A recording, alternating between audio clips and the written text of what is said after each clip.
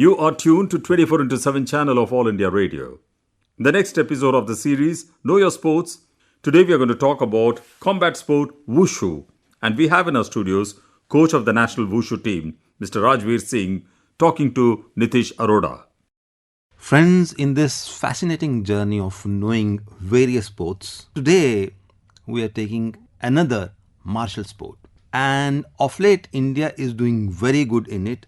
And this sport in itself is fighting a battle to find a foothold in Olympic Games. I am sure that is going to happen sooner or later. I'm talking about Wushu, and we are very fortunate to have the coach of National Wushu team, an international Wushu judge and Deputy Commandant in CRPF, Mr. Rajveer Singh. Rajveer ji, welcome to All India Radio. Thank you, sir. Thank you very much.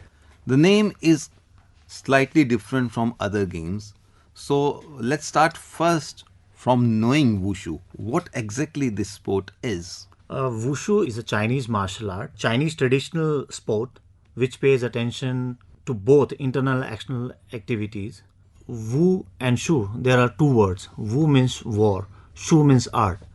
The basic meaning of Wushu is the war of art, but we are using in very different ways, like Chinese traditional sports. All the categories in China, like the schools, universities, or we can say like kabaddis are traditional sports. So Wushu is there, the traditional sports of China. But Mr. Rajveer, talking about combative sport and martial sports, major chunk of people know only about karate. They say that anything which is got something to do with the physical martial art, this should be karate. How different is Wushu from karate? Actually, we call Wushu is the mother of all martial arts. Okay. People saying that Wushu belongs to India. The monks, the Bodh monks, they developed the sports in China. So through their journey from India to China, they faced lots of problems, many problems like people's are theft, robbery. So Bodhidharma was one person who belongs to South India. When he went to China to teach, he developed a martial arts. He just developed martial art. So earlier, no Kung Fu, no Wushu, no Taekwondo, that time is only martial art. Okay. So when he finished the teaching the martial arts and this Bodhidharma, so he sent their students to their own countries. Okay, go back to your country and teach this Buddhism and all. So Koreans went Korea, Japanese went Japan, Indians came back, but they learned martial art also there. So Bodhidharma teach a complete martial art, internal and external fighting skills and all. But Koreans are developed in Korea Taekwondo. They are very good in kicking. So they develop Taekwondo. Japanese monks develop karate, judo, jujutsu, and they patent these sports. And China developed this Kung Fu. It's an old name of Wushu, and new competitive sports is Wushu. So originally, the all martial arts belongs to this sports, because Wushu is the only martial arts where you can kick, punch, throw, wrestling, boxing, all kind of attacks. Even you call like karate, they have a basics, very semi-contact. And Taekwondo peoples use only kicking, boxing only punching, wrestlers only throw, judo only throw. But Wushu is the only martial art who can use everything, kicking, punching, throwing, wrestling. So that's why people say Wushu is a mother of all martial arts. You want to say that just like Buddhism went from India to the Orient and flourished there, similarly this art of fighting, which was more or less as a need for self-defense, one of an Indian disciple, he went to China and there he developed a martial art which included everything, kicking, which included punching, which included boxing and all those things. And when his disciples went to various countries of the Orient, like somebody went back to Japan, the other one to the Korea, and in their native lands, they developed their own martial arts and coined the name for that particular martial arts. knowing very well that they are good in what. Like the Koreans are good in using their legs, so they developed Taekwondo. And Japanese, they developed karate and jujutsu and all those judo. And finally, the mother of all is Wushu. What kind of various competitions are there? Because it is more of a combat sport and a demonstrative sport also. As you said that it's a art of war. So what are the different various fields in it? You must be having different categories also in it. Tell us about that. Actually, Wushu is a performance sports. It's involved two major types of categories. There is a list of separate rules for competitions for participating in. One is Taolu, one is Sanda. Taolu is a floor exercise and Sanso is a combat part like a boxing, judo, wrestling, where two opponents, competitors are fighting each other. So the combat part we call Sanso. And Sanda. The Sanda is new name. The original version is Sanso. San means three, Sho means art. The combination of three arts: kicking, punching, and throwing. The another part is Taolu. Taolu is a floor exercise. It's a pre-oriented forms. In Taolu, we have a different events like a southern style, northern style. In international events, earlier we just introduced 10 events in Taolu. 3 bare hand exercises, 4 short weapons and 3 long weapons. But now, due to promotion of Asian Games and Olympic Games, the International Wushu Federation recently introduced few more. But these 10 Taolu events are main in Taolu, and Sanda we have 11 weight categories in men and 7 in women. So Sanda is the competitive one wherein there are 2 fighters, they are fighting for points. And in Taolu, it's more of a demonstrative thing. And you said there are 2 weapons, short weapons and long weapons. What are the weapons that are used in Taolu? Actually, weapons in Taolu we have 7 weapons. In short weapons we have a Daoshu, is a broadsword. Chianshu is a straight sword. Nandao is a southern style broadsword. And Taiji sword is a straight sword, but it's a heavy straight sword. These 4 are short weapons, and long weapon is a Gunshu, is a stick, cudgel. One is Nangun, is a southern style Gunshu stick. It's a bit heavier.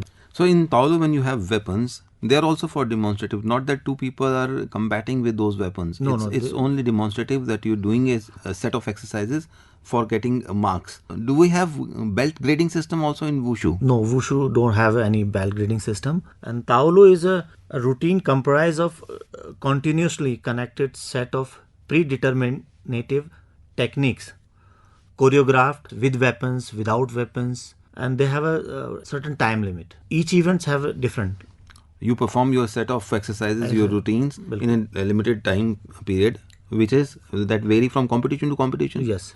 Actually, all 10 events, like they have a time 1 minute 20 second to 1 minute 30 second. You have to finish 1 minute 20 to 1 minute 30. If you 1 minute 19 or 20 earlier you just finish, your points will be deducted. Beyond the 1.30 second, then your points will be deducted. And only the Tai Chi event, one of this Taolu event, Tai Chi, they have a time is 3 to 4 minutes. Otherwise, all 8 events, it's 1.20 second to 1.30 second. Tai Chi is different. I think it's more about controlling your breath. Is it something to do with that? Yeah, actually Tai Chi is in Europe, in Americans, they call the moving meditation. Okay. The Chinese yoga. They call Chinese yoga because the basic is like yoga, control our breath and pranayam and all exercises. So Tai Chi is doing same with controlling their breath, but it's moving. It's a moving pattern, moving event. And one word that I caught from your explanation was choreographed. Is it a kind of a dance or do we perform this on some music? Tai Chi, players perform some kind of music. They choose their music. Basically, Chinese, they have their own musics, lots of music. So they perform on music. Other 8 events, you no need to perform on music. Okay. So the performance is for from 1 minute 20 seconds to 1 minute 30 seconds. You have to finish it. If you underperform, again there is negative marking. Negative If marking. you overperform, then again there is a negative marking. Yeah. So in international competitions, we have competitions both for Taulu and Sanda. Yeah, both. Medals for both. Both. So tell us which international competitions do recognize Wushu as a sport. The biggest one is the Asian Games. Okay. The Wushu introduced in Asian Games since 1990, Beijing Asian Games. After that, the Hiroshima 94, 98 Bangkok, 2002 Bhusan, 2006 Doha, and even continuously Guangzhou afterwards, Incheon, and then last Jakarta Asian Games. World Championships, every 2 years we have a World Championships, Junior World Championships, Asian Championship, World University Games, South Asian Games, Southeast Asian Games, Sanda World Cup, Lusophonia Games. So, but we don't have Wushu, still we do not have it in Olympics and in Commonwealth Games. Commonwealth Games, we are trying to develop the federation. The Commonwealth countries trying to make a new federation, so they will introduce in Commonwealth Games. But Olympics, we are shortlisted in last 2 Olympics, like 2020 and 2016. The berth for the Olympic sports for 1 sport, but they shortlisted 8 sports. The Wushu is one of them. In 1936 Berlin Olympics, Wushu also has demonstrative sports in 1936 Berlin. And 2008 Beijing Olympics, they have a medal sports, but not a medal tally. Okay. They give medals in the 2008 Beijing Olympics. And Youth Olympics, Nanjing Youth Olympics, Wushu was there. And Dakar is, I think, 2026. We have a Youth Olympic Games. The Wushu is the officially event there. Great. So you are an international Wushu judge. Tell us in Taolu, how do you judge the participants? Taolu, we have 10 judges divided into 3 groups. One is quality of movement, one is degree of difficulty, and one group look after the overall performance. Okay. We fix the 10 points. The players, when they are make any mistakes, we deduct the scores. Like one group for 3 judges who are looking overall performance. Overall performance is good, or they think some lacking or some movement, some stance, he missed some movements. And degree of difficulty, like other quality of movement and degree of difficulty. Like a player fill a form, like I will do 360 or 540 or 720 degree. But if he don't do that in particular event and particular competition, so that group deduct the points. Okay. And the another group is quality of movement. If his kicking, punching and movements are not good, the quality is not good. According to their performance, they deduct their marks, and finally the 10 judges calculate their score, and final decision they will disclose. So the judges are not, they do not give the difficulty level or the routine to the participant. The participant himself declares before the event, he writes it and give it to the judges that I am going to perform this. And if he has he is not done very good on what he has written, what he has supplied, so the marks are cut there. And if he is doing good, automatically he gets good marks. Yes. So that is how his performance is judged. What about the combat, the Sanda? How do you judge people in that? What kind of points are there? Tell us the different marking systems of Sanda. Sanda is very interesting sport. Actually, India is very good on that. Okay. So we have 4 Arjuna awardees all in Sanda event. Even one in Dronacharya awardee, Kuldeep Handu, he's a Sanda coach. He's a chief coach of India also. Even I am also from the Sanda department. That scares me because you suddenly came into a combat position. I thought you were going to hit me and knock me down. No. Sanda is very interesting. Like boxers, wrestlers, judo players, they all like these sports. And professionally, some events also going to organize, like MMA. So and all. are there certain zones where you have to hit and you get maximum points? I mean, face. I mean, where are the negative points? Tell us something about the marking system in Sanda. Sanda bouts have 3 rounds. Okay. One bout have 3 rounds. 2 minutes Okay. each round, and 1 minute rest between the rounds. So if player won 2 rounds, then he declare the winner, like best of 3, you can say. And we have a point systems. We have 5 sideline judges in one bout. Sanda performed in a platform. It's not a boxing ring kind of thing, not a judo mat. It's an 80 centimeter height platform. It's open. Okay. 8 by 8 meter was the actual their The measurement, dimensions. 80 centimeter from The ground. height. Around this platform, we have 5 sideline judges. They score. They only score for kicking and punching. And one platform judge, he's just controlling their bout. So we have a 2 type of point system. One is 2 points, one is 1 point. 2 point is highest. 2 points if a player fall off the platform. Oh, falls down? Falls off the platform. Okay. So it's opponent get 2 points. If player fall down the platform. On the platform then again 2 points. If opponent hit his torso or in his face by any of the leg techniques, then got 2 points. When opponent got forcefully counted, like he unconscious through the leg technique or hand techniques, then 2 points. And if player give a personal foul, like intentionally he hit some prohibited parts and prohibited methods, so then opponent get 2 points. Okay. And 1 point you can get like any hand technique to the face, to the torso, any leg technique below the belt and above the knee, like thigh area. Again is 1 point. Again is 1 point. Admonition is a technical foul, like some players delaying the bout, spitting his gum shield, and time to time he just he asking time out from the referee. So he just deduct 1 point, like 5-second passivity. The player have to attack within 5 seconds. Some players, they delay the matches. That time again marks are cut.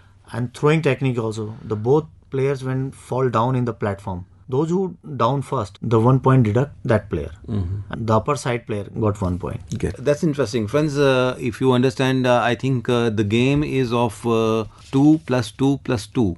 6 minutes, wherein 2 variable minutes are there for the breaks, which means a total bout lasts for 8 minutes. It must be a very action-packed game. In fact, I shouldn't say it must be. I have seen it myself. These are lovely matches and very interesting. Crowds always feel thrilled to watch Wushu.